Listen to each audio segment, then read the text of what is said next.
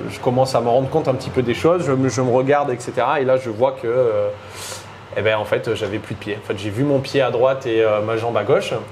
Et là, l'information, c'est que je me suis dit, ok, il faut que j'envoie une information pour savoir si je peux bouger, si c'est réel, quoi. Et là, j'ai vu qu'il y avait rien qui se passait et mon cerveau a compris. Et là, ça a été le début des cris, quoi. Salut les abonnés, c'est Ika, bienvenue dans le Cap. Aujourd'hui, je vous reçois encore dans mon restaurant Ilo, 6 rue Castex. J'ai l'honneur d'interviewer Guillaume, ancien de l'armée de terre, qui a eu un grave accident au Mali il y a quelques années de cela, où il a malheureusement perdu sa jambe. Aujourd'hui, il va nous raconter son histoire, son parcours et comment il a fait pour se remettre de ce tragique accident. J'espère que vous êtes prêts, ça va être du très très lourd et je vous dis à tout de suite. Salut Guillaume. Salut Ika. Bienvenue dans le Cap. Merci. Merci beaucoup d'avoir accepté cette invitation. Alors avant de commencer, pour te mettre dans une bonne disposition, oui. Déjà j'aimerais te dire bienvenue dans mon restaurant qui s'appelle Ilo, qui est situé 6 rue Castex. On fait de la cuisine fusion franco-japonaise. Et donc pour commencer, j'aimerais te faire goûter un saké, qui est un alcool de riz japonais. Je t'en mettre dans l'ambiance. Donc je vais te faire goûter ça. C'est un alcool de riz donc, qui est fermenté, un peu comme le vin, Okay. et qui est fait à base de riz. Hop. Et donc c'est un peu la tradition de la chaîne. Je fais toujours goûter un petit saké pour mettre à l'aise. à l'aise. Par contre, là, il y a de l'arnaque direct. Hein. De quoi? Hop. Ça sent pas très fort.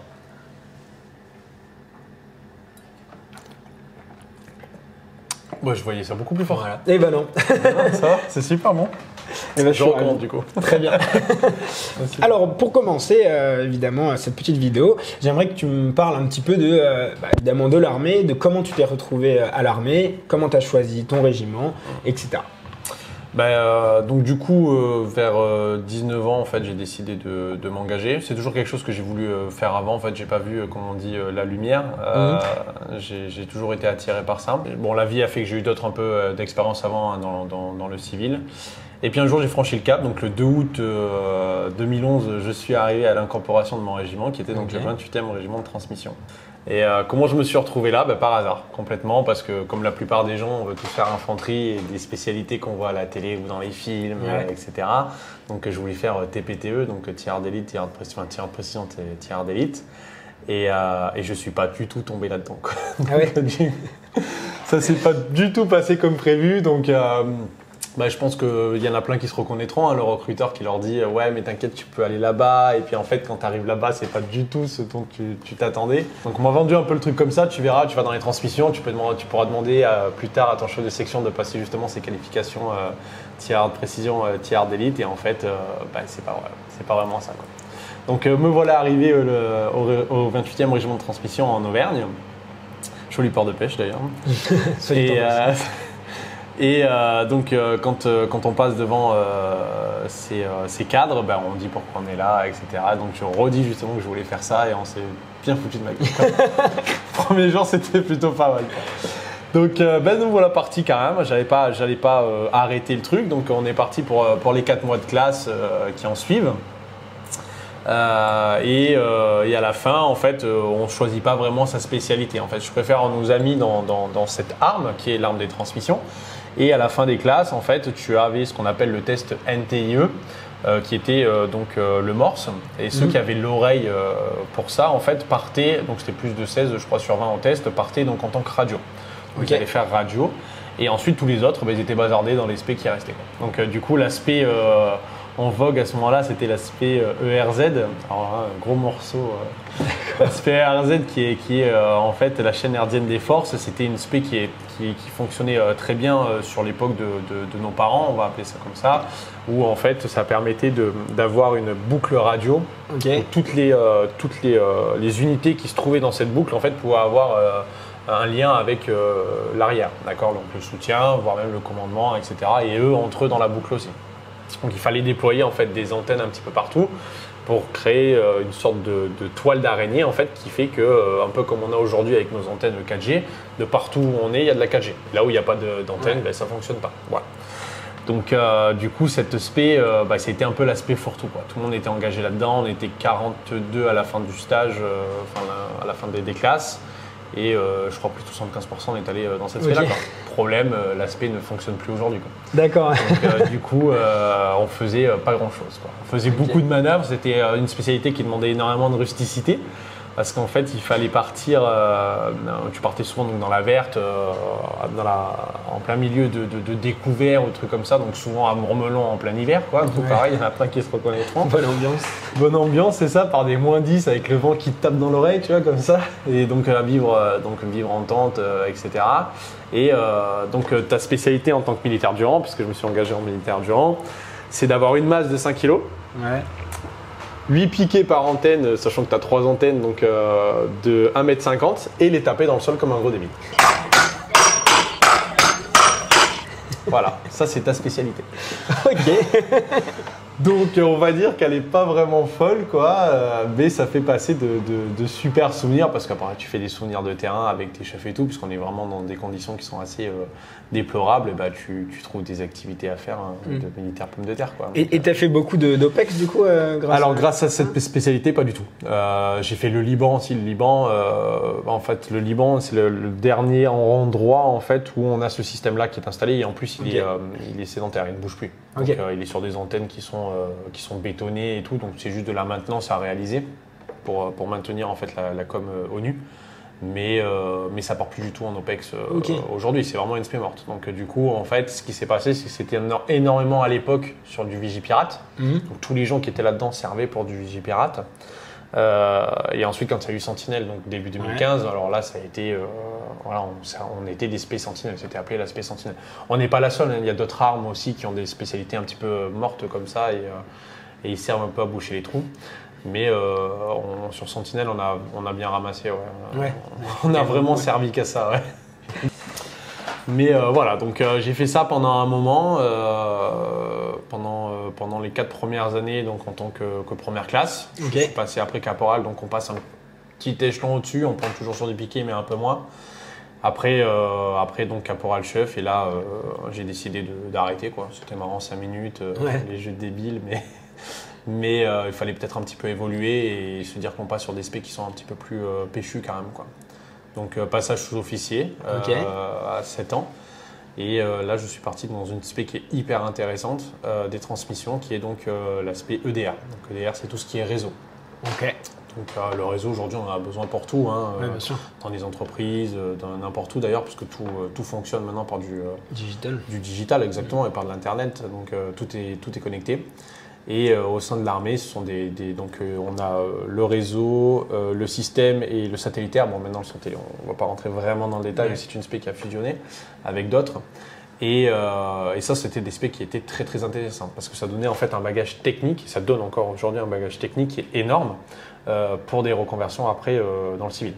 Sachant que tous les stages, on va parler. On va en parler après, mais et puis qui sont très intéressantes dans le sens où en fait ça nous donne de vraies grosses responsabilités, quoi. Dès lors où on passe sous-officier, donc à partir du premier grade de sous-officier sergent, on a de très très grosses responsabilités de terrain ou d'OPEX pour prendre chef de cellule. Sur du réseau ou sur d'autres stages comme la BLRIP et autres. Pareil, je ne vais pas rentrer dans le détail, c'est un peu complexe. Mais voilà, donc c'est très gratifiant aussi, quoi. Et donc là tu as fait plus d'OPEX du coup. Voilà, donc là je suis parti dans la foulée. Alors c'est très long par contre. J'ai mis 2 ans, un peu plus, avant d'être complètement formé. En plus j'ai eu la chance, donc cette fameuse, je viens d'en parler, BLRIP, en fait c'est un système qu'a développé Airbus. En fait, il y a 2 stages par an, ça fait 10 personnes max par an qui sont formées. Donc ça fait très peu de militaires au final qui sont qualifiés là-dessus, donc ça fait partir encore plus, quoi. Donc 2 ans après, 2 ans et demi après, donc tous mes stages passés, plus celui-ci, je suis parti donc effectivement dans la foulée au Mali, en 2019. Donc in fine, même si c'était pas ce que tu avais prévu à la base, tu regrettes quand même pas d'être allé dans ces régiments? Absolument pas. Je regrette pas du tout d'être finalement dans les transmissions, parce que, alors, si je regarde forcément plus loin que le bout de mon nez, c'est quand tu pars dans le civil, tous les stages que tu as passés, c'est des stages Cisco, des stages Storm Shield, M2I, donc pareil qui est l'école. Donc tout ça, ce sont des diplômes civils qui ont beaucoup de valeur. C'est des fois certains stages c'est plus de 10 000 €, voire 20 000 € pour les expertises. Donc c'est énorme, hein, c'est pas tous les jours qu'un employeur pourrait payer ça à son employé. Bien sûr. Et donc du coup, c'est hyper valorisant, quoi. Ouais, C'est quelque chose à faire. Et en plus de ça, le fait d'avoir été dans les transmissions, on se rend compte que ce qu'on appelle les armes de soutien, alors toutes les armes se bataillent un petit peu entre eux, hein. Donc là je fais un petit clin d'œil avec les infanteries, avec les pousse-cailloux, quoi, hein, mais on les appelle comme ça, et eux ils nous appellent les lémuriens de combat. Mais effectivement, on se rend compte que on se fait toujours un petit peu attaquer par l'arme d'infanterie parce que c'est des gros costauds, c'est eux qui vont au combat, etc. Alors qu'en fait, aussi on fait beaucoup de choses. Alors certes, à moins grande échelle qu'eux, puisque lorsque eux se déplacent en convoi, si on prend l'expérience OPEX, ils ont besoin d'avoir une compagnie entière, quoi, avec chaque section, sa spécialité, etc. Alors que quand on prend les armes de soutien, on va commencer par les mécanos, ou alors on va aller sur les médecins, les transmetteurs, la guérillec, j'en passe, les JTAC et tout, on n'a pas besoin d'avoir 150 bonhommes, quoi. Ouais. Donc nous, pour reprendre l'OPEX au Mali, tu as ce qu'on appelle la section, la cellule PC Mob. Et en fait, eux, on est 12 à peu près, et on part soit en binôme, soit un peu plus, soit un peu moins en solo, avec toutes les unités qui ont besoin d'un renfort au moment T. Donc ça peut être soit des unités SP, soit GCP, GCM, soit la régulière, le plus souvent ça reste la régulière quand même, qui n'ont pas sur le moment T en fait un moyen de communication qui fait qu'ils peuvent faire leur mission correctement. Donc ça permet justement de faire des missions où tu as des transmetteurs qui partent au plus près du terrain, au plus près des combats, et de vivre de grandes expériences. Ouais, et ce quoi ils sont venus chercher la plupart du temps à l'armée, c'est-à-dire de l'aventure. C'est vrai que c'est intéressant parce que quand on y pense, c'est ce que tu dis, mais c'est pas les régiments les plus sexy à proprement parler auprès des civils, tout simplement. Nous, on connaît, parce que moi je suis civil du coup, je connais les forces spéciales, l'infanterie et comme tu dis les gros bras, et c'est vrai que tout ce qui se passe autour et qui gravite autour, même si c'est des centaines et des centaines de métiers différents, personne ne connaît, personne n'est conscient de toute l'importance aussi qu'il y a derrière. Donc c'est vrai que c'est intéressant d'avoir ton témoignage parce que ça montre que l'armée c'est pas juste les gros bras, quoi. Oui, c'est ça. Mais après je comprends aussi la communication. Je comprends aussi la communication de l'armée de terre ou de toutes les armées en soi là-dessus. C'est-à-dire que c'est toujours plus vendeur si on compare ça avec un film, avec un James Bond qui va faire des trucs de fou plutôt qu'un mec qui va être derrière à pianoter sur son ordinateur. Donc effectivement, quand il y a une campagne de recrutement qui est faite, on va montrer du beau matériel, on va montrer des gros calibres, des mecs costauds qui font des trucs de fou, et plutôt que le gars qui est avec son ordi dans la pampa ou alors complètement en base. Voilà, d'accord. Donc forcément, c'est plus sexy de vendre ça, et je le comprends, on peut pas leur en vouloir non plus. Mais il existe plein de spécialités où on peut être épanoui, et, de soutien ou pas d'ailleurs, et en fait on peut vivre des super expériences. Il ne faut pas être déçu en fait d'être mal tombé. Il faut voir le bon côté et essayer de ne pas voir sur le moment. Parce que si je prends mon expérience, c'est vrai que les premières années, j'ai pensé à arrêter parce que j'étais pas épanoui, je faisais pas vraiment ce qui me plaisait. Le seul truc qui me plaisait, c'était ce que j'étais venu chercher, c'est-à-dire pour ma part, c'était une famille. Déjà, il y avait ça, cette proximité, cette cohésion, tout ça, quoi, en fait. Donc ça m'a fait rester. Et ce qui m'a permis donc d'avoir ce que j'ai aujourd'hui. Mais voilà, c'est vrai que malheureusement c'est moins mis en avant, et on devrait pouvoir trouver des choses qui permettent de mettre en avant justement ces spécialités. Et c'est dommage de pas mettre le doigt dessus, quoi. Ouais, j'imagine. Parce typiquement les trans aujourd'hui, si on n'a pas un trans nulle part, même chez les forces spéciales, même au plus près du groupe, s'il n'y a pas un mec qui sait se débrouiller avec les transmissions, ça va pas marcher, quoi. Les mecs pourront pas faire leur mission. Alors si, ils vont être dans la verte perdus, mais leur mission va être très complexe, quoi. Donc on a besoin des trans, et d'autres d'ailleurs. On a besoin des trans absolument. Donc très fier d'être trans. Voilà. Une bonne publicité. C'est ça. D'accord, et du coup moi j'aimerais qu'on revienne un peu sur cette fin de carrière à l'armée, parce qu'il t'est arrivé donc un événement un peu tragique, et donc j'aimerais bien que tu m'expliques un peu comment ça s'est déroulé, ce qui s'est passé, quoi. Ouais, bien sûr. Alors du coup on reprend les PC Mob, j'en ai un peu parlé tout à l'heure. Donc moi quand je suis arrivé, j'avais pris la cellule BLRIP, comme j'en ai un peu parlé tout à l'heure là. Et une fois que j'avais fini de remonter tout ce qui avait bien, tout ce qui ne marchait pas, donc j'ai été basculé dans cette cellule pour pouvoir faire des renforts justement d'unités. Donc on avait fait déjà plusieurs petites missions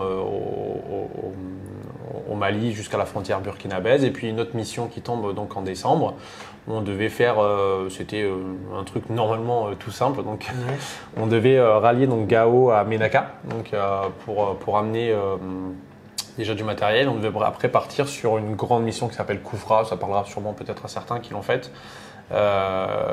Qui permet en fait de faire de la track. Voilà. Donc c'est un déploiement qui est quand même énorme, qui demande beaucoup de moyens humains et techniques. Et donc nous on était deux groupes trans complets et donc insérés dans le convoi. Donc, voilà. Donc les convois, c'est là sur les gros comme ça, c'est environ une centaine de véhicules, ça prend peut-être 11 km. Okay. Donc c'est énorme, ouais, effectivement, et à traverser comme ça donc les routes maliennes. Et le plus gros danger, ça reste les IED, donc les engins explosifs improvisés, donc faits par les GATS, les groupes armés terroristes.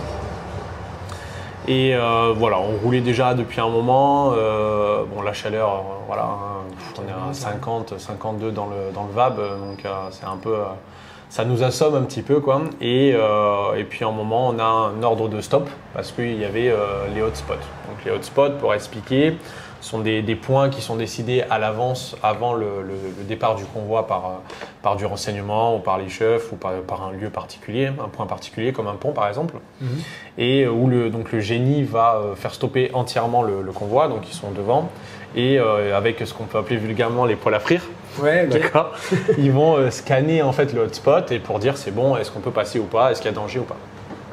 Donc quand tu remets ça sur 11 km de convoi, eh ben, quand ils se sont arrêtés pour commencer, toi quand tu t'arrêtes et que tu dois reprendre, c'est 2-3 heures après, quoi. Okay. Le temps que tout le serpent se remette en route.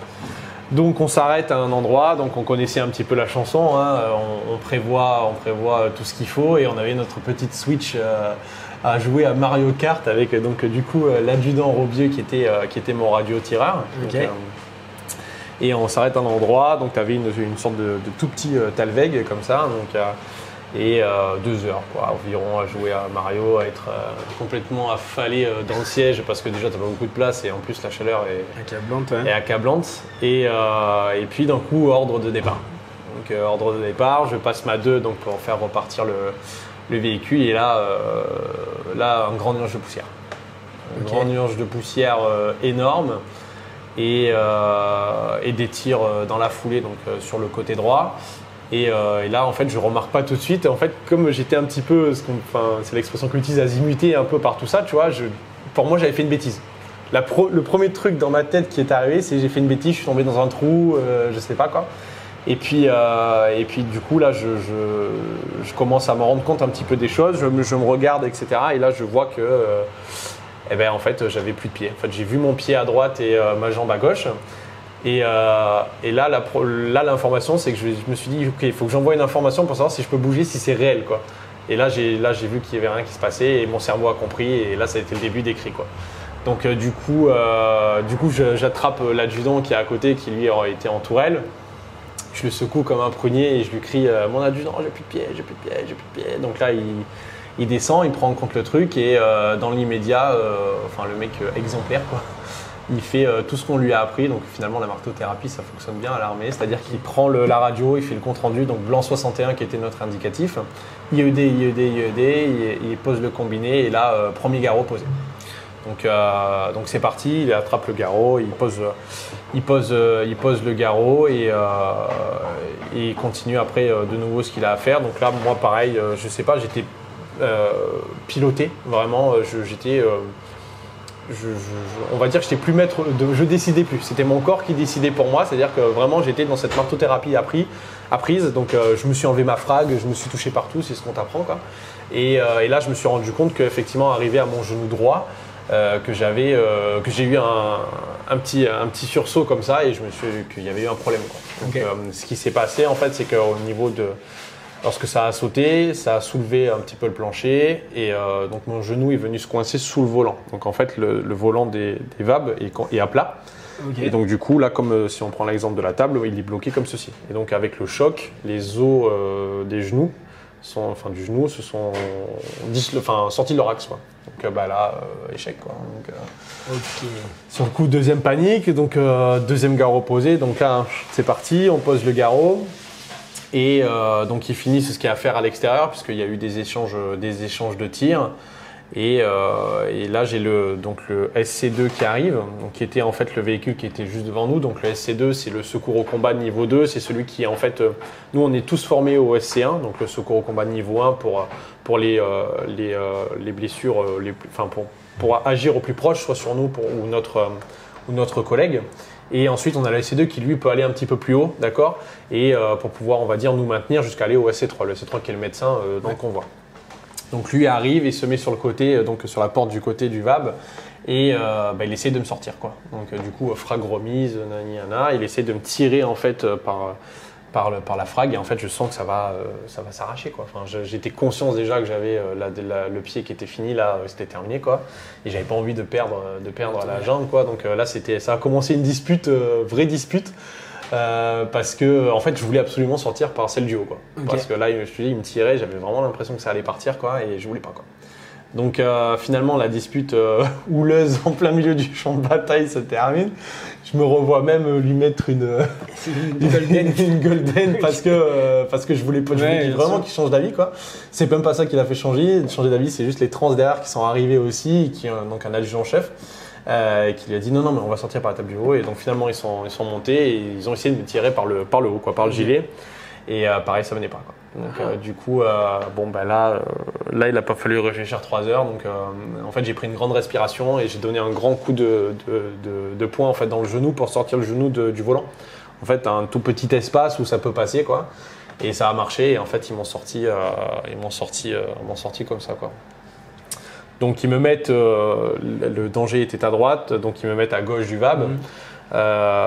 Et ensuite là vient du renfort, et là ils me font ce qu'on appelle un pick and run, en fait, en zone un peu plus safe, donc derrière où il y avait jusqu'à l'arrivée du SC3.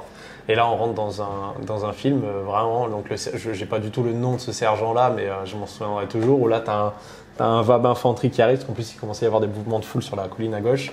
Un VAB infanterie qui arrive, et t'as le sergent, je l'entends gueuler et donner ses ordres en mode toi tu vas là, faire un dispositif 360 de la mort, quoi, et protéger donc le blessé qui était moi, quoi. Donc et là pareil, je m'en souviendrai toujours. En fait, il pose un mec, donc moi je préfère, j'étais sur le dos, donc la jambe comme ça à droite parce que ça bougeait pas, tu sais, avec les os, quoi, et la jambe à gauche avec le pied qui pendait comme ça, parce qu'en fait c'était retenu par la couture du treillis, tu vois.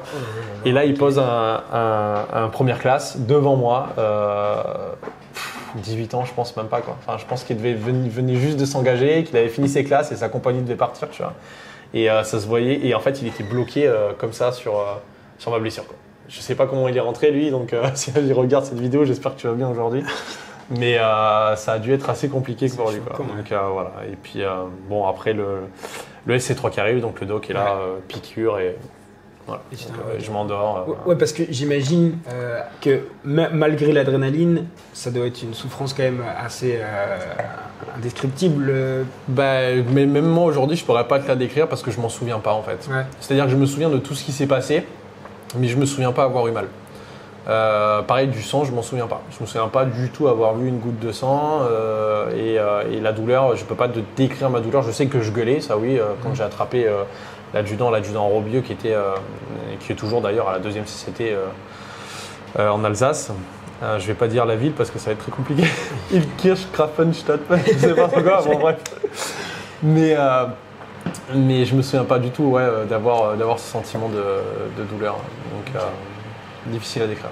Okay. Et donc les phases d'après, c'est t'es rapatrié. Ouais. Alors effectivement, ça a super bien fonctionné. Donc c'est là où on voit que l'armée a fait un progrès de dingue, en fait. Donc pour moi, c'est une chance d'avoir été blessé à cette période-là plutôt que l'époque de l'Afga, parce que c'est d'ailleurs depuis l'époque de l'Afga qu'il y a énormément de choses qui ont été mises en place. Et voilà, c'est une chaîne qui s'est activée à partir du moment où donc moi, c'était 7h42 exactement, que j'ai roulé le 7 décembre 2019. Et à partir de ce moment-là, de cette minute-là, il y a des choses qui ont été mises en place à une vitesse, mais folle. Donc j'ai eu ça. 1 heure après, il y avait un hélico qui faisait un posé pour pouvoir me récupérer. Il m'a emmené donc à Gao, ce qu'on appelle le rôle 2. Donc le rôle 2, c'est là où tu as des médecins, des chirurgiens, enfin vraiment un hôpital de campagne qui est très fourni avec des spécialistes. Et en fait, leur rôle, c'est pas de te soigner en soi, en fait, c'est de te maintenir jusqu'à ce que tu ailles à Paris. Donc Percy, qui est l'hôpital des armées. Et donc j'ai été rapatrié au rôle 2. Donc pareil, je m'en souviens pas, je me souviens juste m'être réveillé dans l'hélicoptère à un moment donné, le bruit des pales et tout là, et puis pareil, une nouvelle piqûre. Et je me suis réveillé au rôle 2, je leur ai parlé, je leur faisais des blagues en leur disant ouais, si vous me piquez pas maman, parce que là, apparemment, c'est les autres qui m'ont raconté. Hein. Parce que ça, je m'en souviens pas. Ou en fait, elle voulait m'enlever maman, je lui dis non, me piquez pas maman, ça a coûté cher et tout. Enfin, bon, bref. Et donc, du coup, ils m'ont maintenu jusqu'à l'arrivée du Falcon. Et arrivé au Falcon, donc ça, par contre, je m'en souviens au tarmac, tout le centre trans qui était là sur le tarmac. Et mon chef de corps est en tête et du coup qui m'ont mis dans le Falcon et je leur dis si vous trouvez un pied ça sera le mien, vous me le ramenez et me voilà arrivé à Paris 5h du matin, donc le 8 décembre à 5h du matin j'étais à Paris, le temps de trajet des pompes de Paris, donc de l'aéroport jusqu'à Percy et j'étais au bloc opératoire. Ok. Donc c'est allé super vite. En amont ma mère, Ouais. forcément les proches ont été prévenus. Donc le régiment, pareil, a fait un truc de dingue à ce moment-là, c'est-à-dire qu'à partir du moment où ils ont su que c'était réel, etc., ils ont appelé ma mère et ils ont envoyé une équipe pour aller la chercher. Donc pour recentrer un peu le truc, mon régiment est à Issoire exactement, en dessous de Clermont-Ferrand, elle habite Aix-en-Provence, quoi. Donc il y a 5 heures de route, quoi. Ouais, bien sûr. Donc elle est arrivée avant moi, quoi.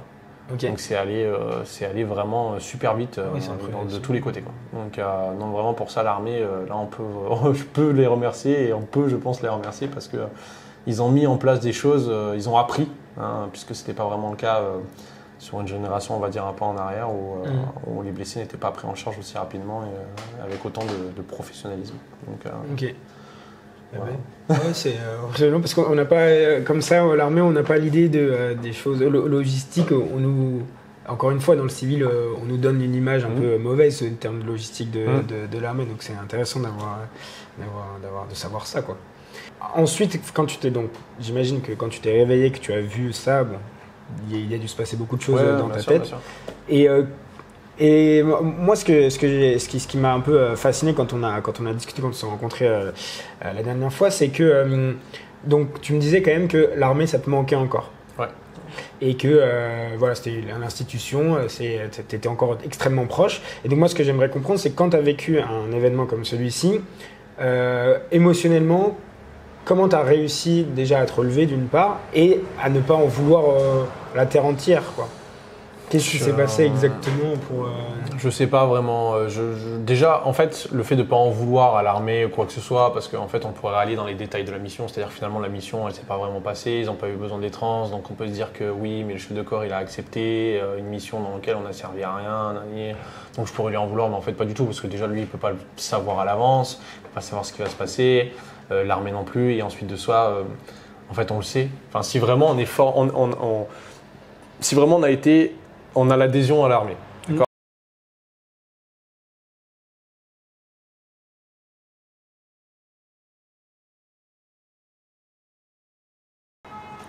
Et je ne sais pas si j'étais prêt, parce que je pense qu'on n'est jamais prêt à ce genre de choses, même si des unités sont préparées à ça. On va prendre l'exemple des forces spéciales qui sont beaucoup plus préparées à ce genre de choses. Je ne suis pas vraiment sûr qu'on le soit réellement. Oui, d'accord. Certes, on renforce le truc, mais qu'on soit réellement prêt, ça reste différent, surtout quand ça nous arrive. Mais donc du coup, le fait déjà, je pense, d'adhérer à cette idée-là que ouais, ça n'arrive pas qu'aux autres et qu'en plus de ça, ça reste le métier en soi. C'est sûr, on n'est pas pendant la Deuxième Guerre mondiale où il y a eu des centaines de milliers de morts, quoi. Mais en fait, ça reste réel. On l'accepte. J'ai un petit peu mieux, donc on n'en veut à personne, parce qu'on le savait. Ensuite, le fait de se relever, ça n'a pas forcément été simple. J'ai passé des moments qui ont été très compliqués, où on se remet en question, on on se demande ce qu'on va devenir, ce qu'on va être, etc. Enfin, c'est vrai que l'image que je donne, comme tu as pu me voir la dernière fois, sûr de moi, etc., n'a pas forcément toujours été le cas. Et encore aujourd'hui, ça n'est pas forcément. Hein. Il y a des jours où des choses qui sont très compliquées. Et voilà. Et après, l'accompagnement, beaucoup. Famille. Après, moi, j'ai une très très petite famille. Hein. J'ai que ma mère. La CABAT. Donc la CABAT qui est la cellule d'aide aux blessés de l'armée terre, qui a été là tout le temps, hein, et qui l'est encore aujourd'hui. Qui fait énormément de travail derrière quand même pour les blessés quels qu'ils soient, hein, puisqu'il ne faut pas voir que les blessés physiques, il y a aussi les blessés psychologiques qui sont une part importante. Je crois que c'est 80% de blessés psychologiques, donc le fameux PTSD, syndrome post-traumatique. Donc voilà, tout ça cumulé, je pense que ça a quand même aidé à surmonter l'étape, quoi. Et le fait aussi d'être à Percy et de voir plus grave que soi. Ouais, ça aide beaucoup parce que même si aujourd'hui je suis quand même pas mal handicapé parce que bon ok j'ai plus mon pied à gauche mais on voit qu'il y a des mecs qui font des trucs de fou avec un pied ou deux pieds en moins, des Ironman, etc. Tu vois. Moi le problème c'est mon genou droit, donc celle qui est restée, c'est elle qui m'handicape le plus. Mais en fait quand on est à Percy, on voit vraiment plus grave que soi, quoi. Alors on ne voit pas que des blessés militaires, il y a aussi des blessés civils, hein, on est mélangés. Mais typiquement, il y en avait une au même moment que moi, elle avait plus ses bras, elle avait 18 ans, quoi. Bon, tu te dis quand même que, tu vois, pour moi les bras c'est beaucoup plus important que les pieds, quoi. Tu vois là, regarde, ça va, je vis bien, quoi. Je veux dire, sans bras, c'est au quotidien que tu as besoin de quelqu'un, c'est pas rien, que surtout à 18 ans, quoi. Enfin, je veux dire, t'as rien fait, quoi, de ta vie à 18 ans, quoi. Donc du coup, ça aide à relativiser un petit peu quand même et de dire ouais, j'ai pas trop à me plaindre, quoi. Il y a pire, il y a toujours pire, quoi. Tu vois, le mec qui est là, c'était un caporal jeune, je me souviens, qui a été complètement défiguré parce qu'en fait, il a été sur une intervention électrique. Il était électricien dans l'armée, ça s'est mal passé, quoi. Donc il a perdu des membres, plus voilà, il a été brûlé entièrement, quoi. Tu vois, je veux dire, on peut pas mentir qu'à regarder, c'est très difficile, quoi. Tu vois. Donc j'imagine même pas pour lui se regarder tous les jours dans une glace, tu vois. Enfin, donc je me dis, ouais, non, c'est bon. On va arrêter peut-être de se plaindre parce qu'il y a toujours pire, quoi.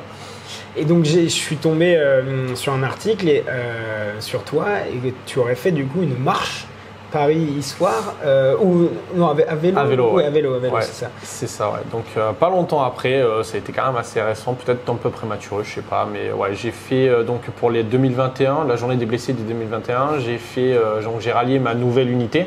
On parlera après parce que je suis sûr que tu as des questions, à mon ancienne. Donc ça faisait 550 km de vélo, ouais, à peu près. Donc avec une super équipe, donc la CABAT en tête toujours, avec l'adjudant Sophie qui a fait un travail de dingue parce que j'avoue que je me suis entièrement reposé sur elle. Je n'ai absolument pas pris part aux préparatifs de tout ça, même si j'aurais pu. Et voilà, donc départ du parc André Citroën, donc dans le 15, jusqu'au régiment, 28e régiment de transmission à Issoire à vélo, quoi. Donc un beau périple avec des personnes qui m'ont accompagné. Pas toujours simple. Oui, j'imagine. Pas toujours simple. Après, il a fallu faire preuve d'ingénierie extrême parce que effectivement, le pied, comme j'ai pas de cheville pour recentrer le pied sur la pédale, c'est un peu compliqué. Donc, s'était arrêté à un brico-dépôt pour acheter du scotch et tout, pour pouvoir scotcher le pied en fait sur la pédale. Enfin bon, bref, des histoires de dingue. On avait fait des sauvetages. En fait, je préfère, on avait tous les canaux. On roulait sur le côté des canaux et on avait trouvé une biche qui pouvait pas remonter, alors il a fallu aller à la nage pour aller choper la biche et la mettre, enfin bon, bref, des trucs de dingue, quoi. Et puis arrivé, je crois que c'était, alors je me souviens plus le temps qu'on a mis, je crois que c'est 10 jours. 10 jours on faisait 50, 60 km par jour environ, ouais, c'est ça, 10 jours. Arrivé à Issoire où là, j'ai pleuré un peu toutes les larmes de mon corps, où forcément le régiment était prévenu.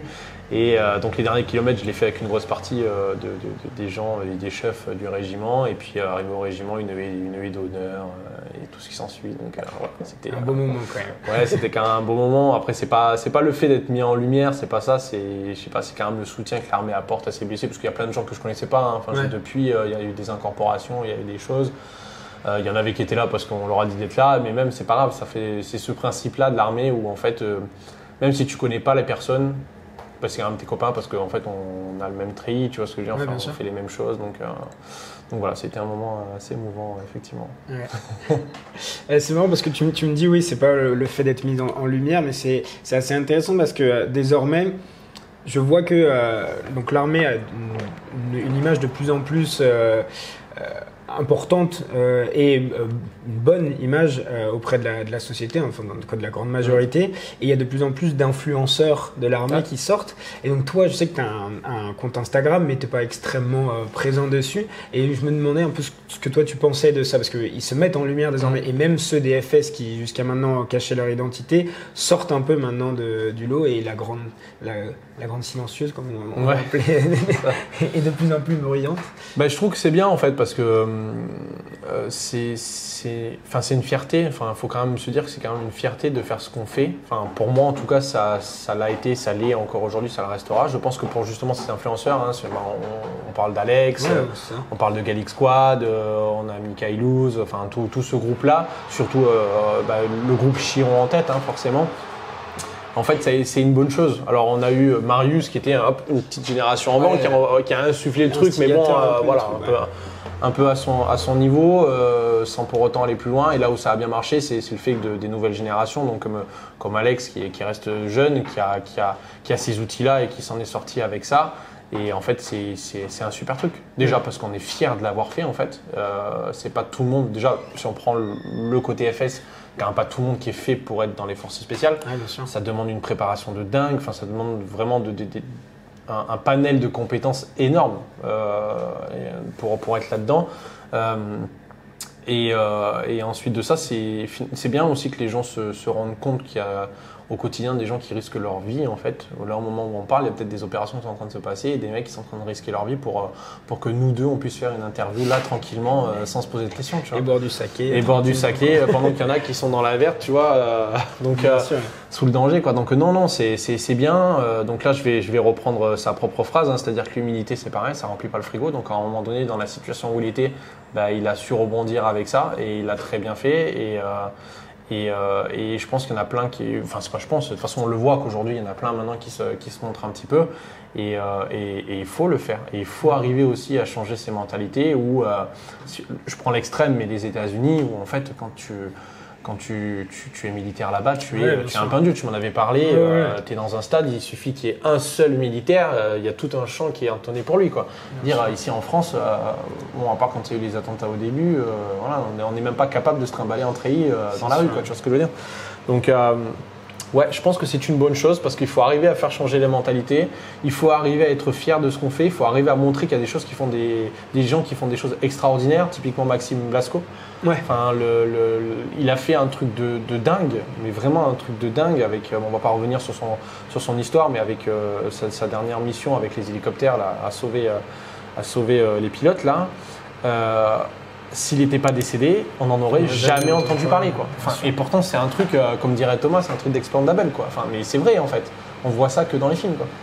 Et c'est dommage qu'on ne mette pas ça en lumière, parce qu'au contraire, je pense que ça pourrait donner aussi une bonne image de l'armée et faire changer les mentalités, quoi. Pas dans le sens de putain, je suis une star parce que j'ai fait ça, mais parce que c'est une fierté d'accomplir ce genre de choses pour les autres, parce qu'on le fait quand même pour les autres, quoi. Donc voilà, je pense que effectivement c'est carrément une bonne chose que ces influenceurs du milieu militaire et surtout dans les forces spéciales puissent parler de tout ça parce que c'est important. Et d'autres maintenant de la régulière devraient le faire, ça sera pas moi c'est sûr, mais d'autres de la régulière devraient le faire parce que c'est pareil, hein, je veux dire, comme je te disais, la régulière vit des choses extraordinaires aussi et pourtant c'est moins mis en lumière, quoi. Donc voilà. Merci beaucoup. Alors, on va passer à la dernière partie de cette vidéo. On va parler un peu de ce que tu as fait après l'armée, parler un peu de ta reconversion et donc de ton travail auprès de notre président. Si tu as quelques petites informations. J'étais toujours dans l'armée à ce moment-là, puisque ce sont des postes qui sont uniquement militaires, donc c'est dans ce qu'on peut appeler une unité particulière. Donc c'est une cellule qui est dépendante, donc là attention je vais mettre beaucoup d'acronymes, je vous les expliquerai tous, pas tous, pardon, vous irez les chercher sur internet. Donc il fait partie donc, du SGDSN OSIC. Donc en fait ça ce sont alors le SGDSN, c'est un grand truc qui occupe toutes les personnalités politiques. Alors à tout niveau, hein, ça va de, on va dire, la plus basse, sans jugement aucun, au président justement. Ok. Et plein d'autres choses, attention, et ça fait plein d'autres choses aussi. Hein. Et donc au sein, si on découle un petit peu toute cet arbre, on a en fait la cellule Comtaille, qui est donc la cellule qui s'occupe uniquement et très peu de fois du Premier ministre, mais sinon du Président de la République. Voilà. Donc on est les transmetteurs du Président de la République, donc on est 12 personnes interarmées, donc RTRMR, 12 spécialistes où en fait on est formé pour faire transiter toutes les informations du président dont il a besoin, donc c'est-à-dire toutes, Oui, j'imagine. à l'étranger, en vacances, en week-end, enfin de partout où il sort, en fait, où il met le pied dehors de l'Élysée. Parce qu'en fait, à l'Élysée, il a tous ses bureaux avec tous ses secrétaires, tous ceux qui lui rendent compte, voilà, bref. Et quand il sort de l'Élysée, il faut bien qu'il y ait quelque chose qui centralise tout ça, en fait, et qui après le redistribue au président. Donc avec l'aide de camp. Donc ce sont des colonels RTRMR, donc il y en a 3, donc ils switchent entre eux aussi. On reçoit donc les informations par ordre de priorité, donc de tous les services qui puissent exister, intérieur, extérieur, militaire, ANS, civil aussi. Donc pour tout, ça peut aller de la simple lettre qu'il faut lui faire passer, comme la dernière information qui a pu se passer dans le monde hyper grave où l'armée est impliquée. Ok. Et à le classer par ordre de priorité et à le donner après au président de la République. Voilà. Donc ça permet de vivre des choses qui sont quand même assez incroyables, hein, effectivement. Ça permet d'avoir un panel de compétences un peu plus large, puisque là on ne s'intéresse pas juste à sa spécialité, on est beaucoup plus large, on fait aussi un peu de contre-espionnage, etc. Donc ça a été une grande expérience. La plus grande pour moi, ça a été le mois passé avec lui à Brégançon, donc sa résidence de vacances, où en fait là, il a fallu gérer les deux gros sujets du moment qui étaient la crise Covid et l'Afghanistan à ce moment-là. Donc du coup, c'était des moments intenses mais super, quoi. C'était vraiment au plus près du... au plus près du truc, quoi. Et effectivement, en fait, là, c'est pour te dire, tu vois, donc là, on revient sur les trans, hein. Ouais. On fait un peu en arrière. C'est-à-dire que là, tu as un trans, donc tu es tout seul. Si tu transmets pas la bonne info au bon moment, tu as l'avion qui décolle pas, quoi. Ok, ouais. Pour aller chercher, tu vois, les gens, les ressortissants d'Afghanistan, quoi. Donc du coup, ouais, c'est assez intense, c'est super. Tu découvres plein de choses, donc des secrets comme d'autres pas, hein, puisqu'il y a plein de choses. Hein, on en entend à la télé, ouais, il peut faire ci, il fait ça, machin, alors qu'en fait, du tout, quoi. Ça marche pas comme ça du tout, quoi. Donc tu découvres un peu cet envers du décor qui est vraiment super.